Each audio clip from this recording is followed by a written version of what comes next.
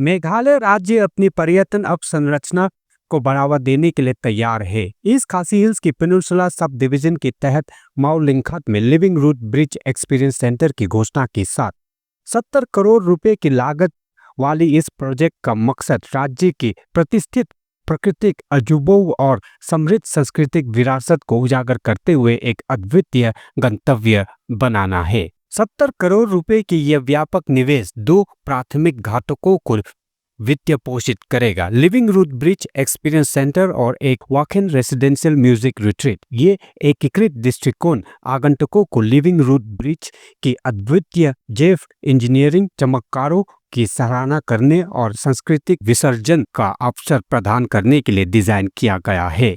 मुख्य केंद्र के अलावा इस प्रोजेक्ट में आसपास के क्षेत्र के लिए महत्वपूर्ण विकास शामिल है। माउ किर्नोत, रंग तिलियांग और मिनरियांग गांव को विकसित और जुड़ा जाएगा ताकि एक समर्पित ट्रैकिंग सर्किट बनाया जा सके। इससे पैदल क्षेत्र का पता लगाने की इच्छा रखने वाले पर्यटकों के लिए पहुंच बढ़ेगी। योजना में नई सुविधाओं और ट्रैकिंग मार्गों का समर्थन करने के लिए अन्य आवश्यक पर्यटन सुविधाओं का निर्माण भी शामिल है।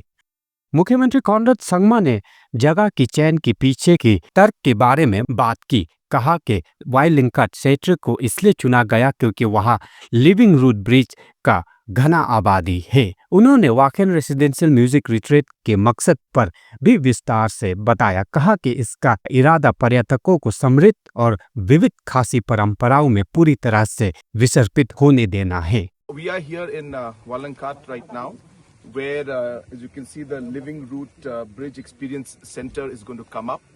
And the reason why we have selected this area is because the Living Root Bridge density is very, very high, one of the highest in the entire region and the state.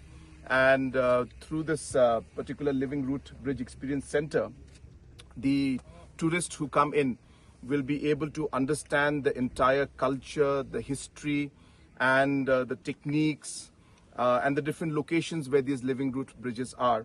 And it will completely make the overall experience for the tourist even more special.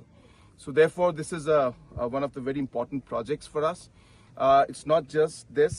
Apart from this, as you know, that there's an entire trek out here, which will be another experience for the tourist. Along this trek, there is the Wanken village also, which is known for its traditional music, where we will be putting up the music center. Where people can go and train as well as experience the traditional and the local music out there. And therefore this entire area is being built up as a complete circuit where people can come and experience the Living Root bridges, have the necessary facilities, and also experience it through these museums and these experience centers where they'll be able to get complete knowledge about the history, culture, and the entire overall Living Root bridges of the state of Meghalaya.